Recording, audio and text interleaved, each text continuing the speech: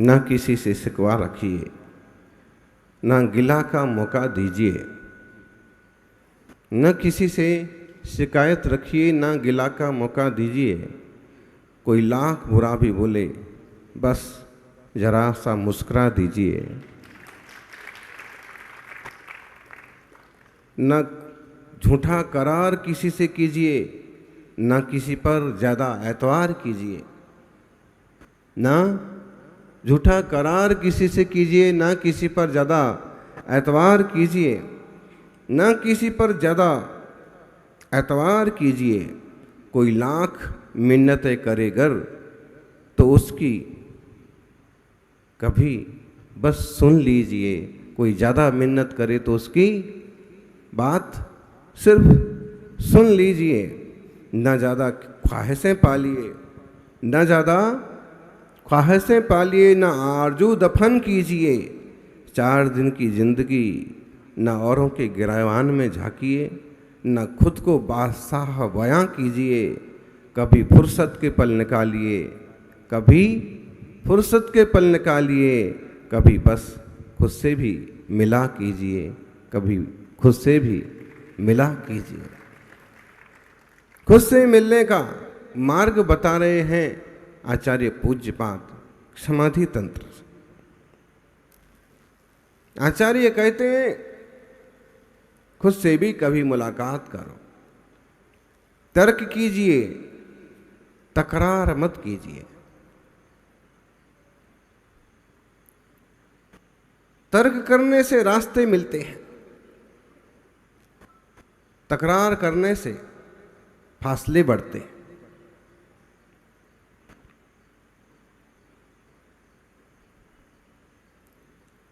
कभी यह भी विचार कीजिए कि आखिर यह हम कौन हैं। बहुत लोग इसे मानने और सुनने को भी तैयार नहीं हैं।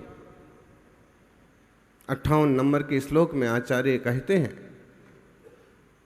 अज्ञापितम न जानन्ति यथा माम ज्ञापितम तथा मूढ़ात्मानस्ततस्तेषां वृथा में ज्ञापनश्रमा। अज्ञापितम न जानन्ति, बिना बताए लोग जानते ही नहीं हैं। तथा ज्ञापितम बोले वैसे बताए जाने पर भी नहीं जानते। क्या बताओ तो भी नहीं जानते हैं, और ना बताओ तो भी नहीं जानते हैं। मूढ़ात्मानः ततस्तेषां वृथा में ज्ञापनश्रमा। ये जो मूढ़ात्मा हैं, इन्हें कितना भी तत्व ज्ञान बताओ तो भी ये जानने समझने को तैयार नहीं है, और इन्हें अगर ना भी बताओ तो भी जानने को समझने को तैयार नहीं है।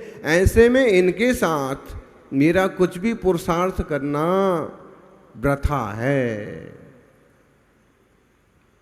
समझना, जिनके अज्ञान का पर्दा पड़ा है, जो घोर मिथ्यात्व में पड़े हैं, जिन्हें तत्व की रुचि नहीं है, आप उन्हें कितना भी समझाइए वो समझने को तैयार नहीं है। एक बहुत कंजूस आदमी थे गांव में। सब लोग कोई ना कोई कथा करवा लेते, कोई ना कोई दान दे देते, किसी ना किसी पद में, किसी ना किसी मद में अपना नाम लिखवा देते, लेकिन वो सेठ जी कभी एक पैसा भी नहीं निकालते। गांव वाले खूब कहते, सेठ जी एक बार तो करवा लो, कम से कम सत्यनारायण की कथा करवा लो। वो कहते ना, कम से कम किसी त्यागी व्रती को भोजन करा दो। वो कहते ना। पत्नी भी समझाती है, और काफी समझाइश के बाद उनने स्वीकार कर लिया,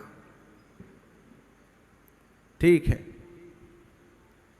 महाभारत का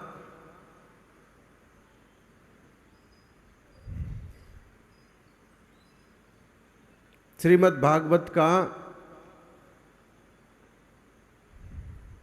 धार्मिक शास्त्रों का सारांश रूप व्याख्यान करने वाले विद्वान को बुलाया।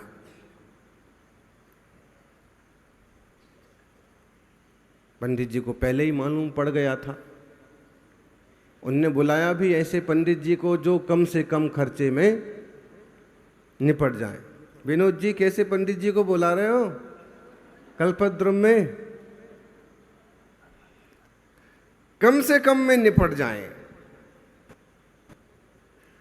तो पंडित जी भी समझदार थे, तुम कथा करा रहे थे और वो कथा करने वाले थे, तुम्हारे जैसे बहुत कथा करने वाले उनके आगे पीछे आ चुके थे।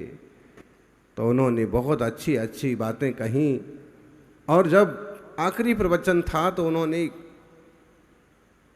ये वाला प्रसंग लिया पांडवों और कौरवों का, खूब अच्छे से सजा सवार करके सुनाया कि देखो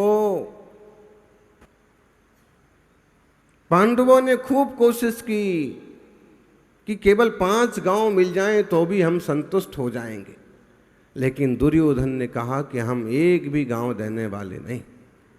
और देखो इसका परिणाम ये हुआ कि महाभारत हुई और दुर्योधन को सब कुछ से हाथ धोना पड़ा। कथा पूरी हो गई।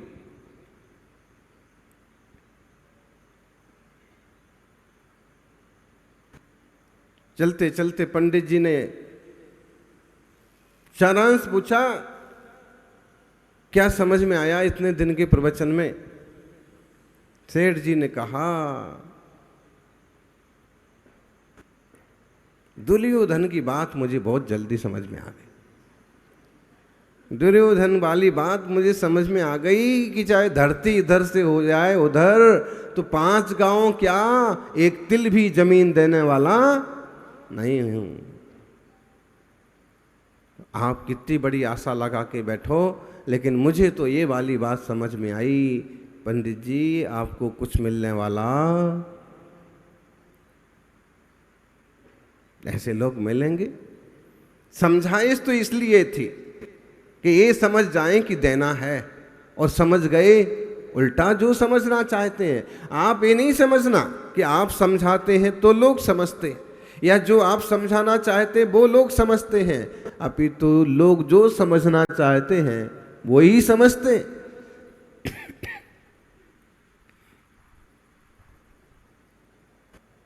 क्या करा जाए, जिसके बुद्धि का आवरण वैसा पड़ा है। आज्ञापितम न जानन्ति, अज्ञापितम, इन्हें पता नहीं है इसलिए जानते नहीं है, लेकिन उसी तरह से इन्हें समझाया भी जाए तो भी नहीं समझते। वृथा में ज्ञापन श्रमा, आत्मा शुद्ध आत्मा,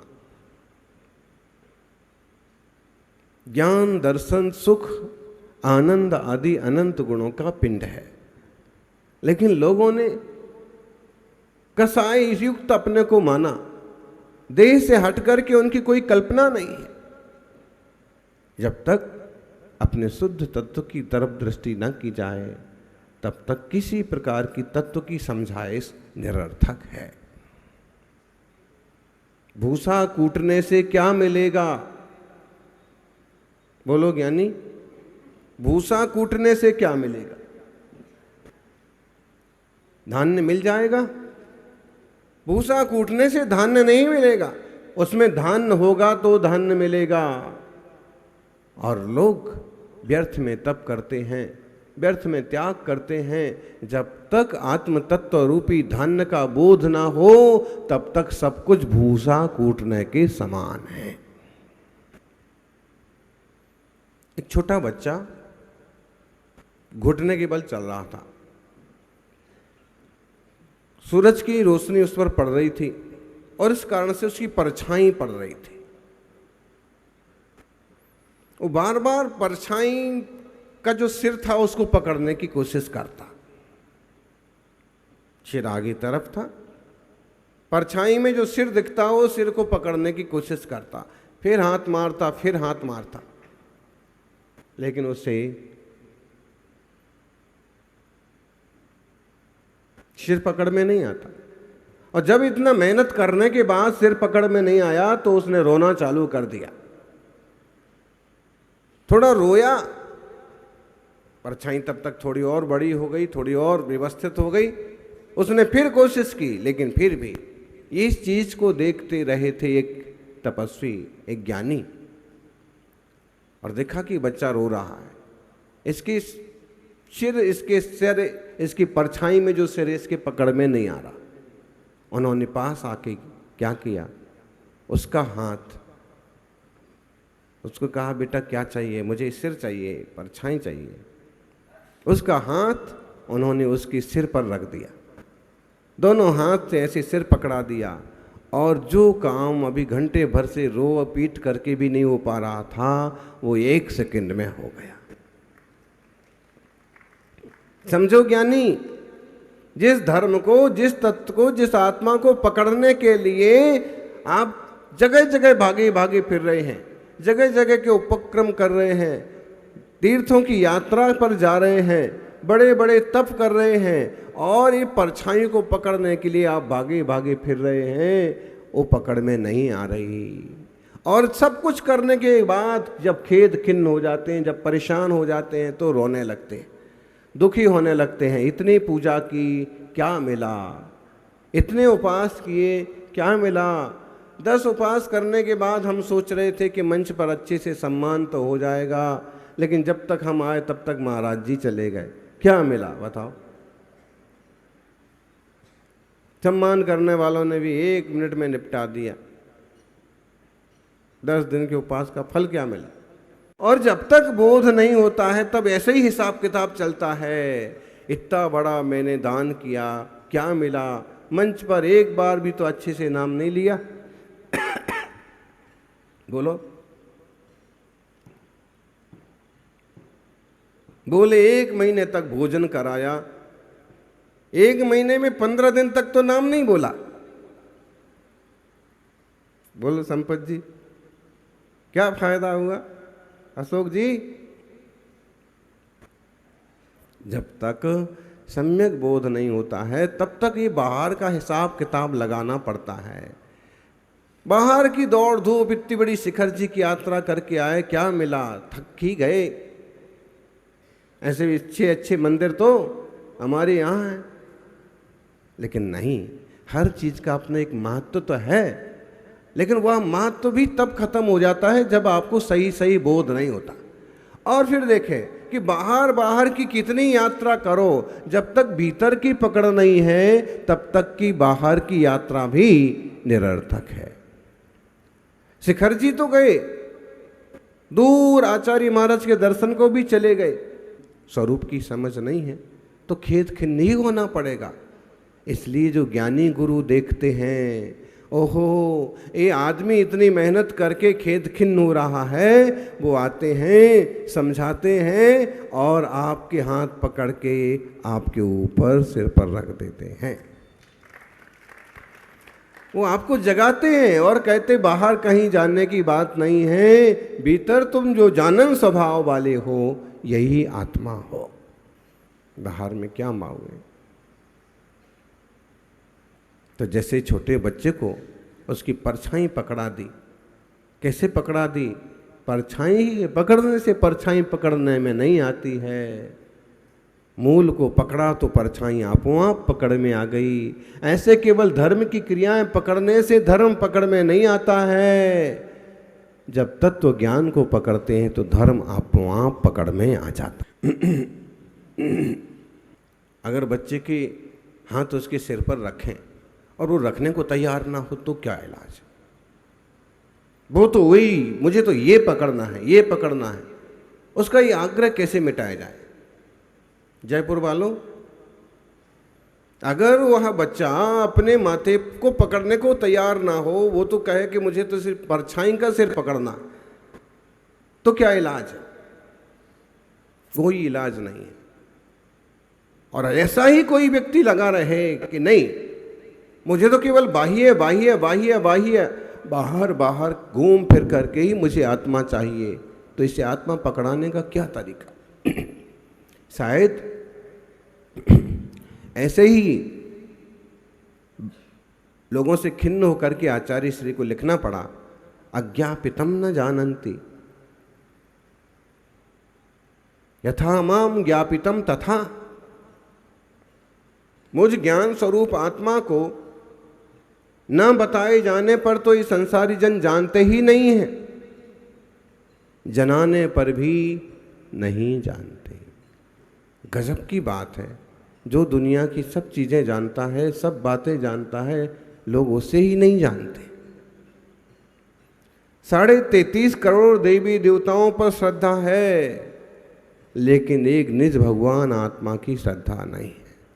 और अगर एक अपने आत्मा की श्रद्धा हो जाए तो 33 करोड़ देवी देवताओं की श्रद्धा करो ना करो कोई फर्क नहीं पड़ता। 24 तीर्थंकर की श्रद्धा है और 24 तीर्थंकर भगवंतों ने जो कहा है उसकी श्रद्धा नहीं है, उसकी पकड़ नहीं है, तो सब कुछ बेकार है। ज्ञायक किसे कहते हैं? जाणगो ज्ञायक। ज्ञायक मतलब जानने वाला। मैं ज्ञायक हूं और ये सारे पदार्थ मेरे ज्ञेय हैं। जीव ज्ञायक है, चाहे वो हिंदू हो, मुसलमान हो, सिख हो, ईसाई हो, गाय भैंस कुत्ता बिल्ली कुछ भी क्यों ना हो, पारसी हो, बुद्ध हो, जैन हो, कोई क्यों ना हो, लेकिन जिस जिस में जानन स्वभाव है वो सब क्या है? चैतन्यमय जीव है, वो ज्ञायक है। अब भले उन्हें खुद ही उस चीज की खबर नहीं है, कितने लोग स्वीकार करते हैं कि मैं आत्मा हूं? कितने लोग? नास्तिक, जो नास्तिक टाइप के लोग होते हैं वो तो कहते हैं कि आत्मा नाम की कोई चीज नहीं है, परमात्मा नाम की कोई चीज नहीं है। भाई आत्मा नाम की कोई चीज नहीं है तो ये जो बोलने वाला है ये कौन है? जीव नाम की कोई चीज नहीं है तो तेरे भीतर से जो आवाज आ रही है ये कौन है? चंपापुर में चतुर्मास था 1998 का। ऐसे ही स्वाध्याय कर रहे थे 2-3 साधु बैठ करके। एक युवक आया और कहने लगा कि मैं आखिरी बार यहाँ भगवान के दर्शन करने के लिए आया हूँ। हमने कहा भाई आखिरी बार क्यों? बोले कि मैं तो आत्महत्या करने के लिए जा रहा हूँ। मैंने कहा बात क्या हुई? क्या बात है? कहाँ के हो? कुछ बताया उन्होंने। मोतीहारी, उसी तरफ बिहार का कोई गांव, किसान हूँ, सब तरफ से परेशान हो गया और मुझे तो लगता नहीं कि दुनिया पर कोई भगवान है, कि कोई आत्मा है, कि कोई पुनर्जन्म है। मैं तो अपनी ज़िंदगी ख़त्म कर देना चाहता। मैंने कहा कि भाई जो जो भोगने लायक है वो तो तुम्हें अगर इस जन्म में ना भोगोगे तो अगले जन्म में भोगोगे। तो क्या समझते हैं लोग? शरीर खत्म हो गया तो सब खत्म हो गया, ऐसा नहीं होता है। अगर किसी ने आत्महत्या कर ली, कोई मर भी गया ना, तो आत्मा थोड़ी ना मरता है। पुनरपि जननम पुनरपि मरणम पुनरपि जरनी जठरे शयनम। फिर जन्म होता है, फिर मरण होता है, फिर माँ के पेट में गर्भ में आता है जीव, और फिर नया जन्म। हमने समझाया कि भाई ऐसा कुछ मत करो, आत्मा है, अपना किया धरा भोगना तो पड़ता है, थोड़ा धैर्य रखो, शांति रखो। उसने कहा क्या प्रमाण है आत्मा?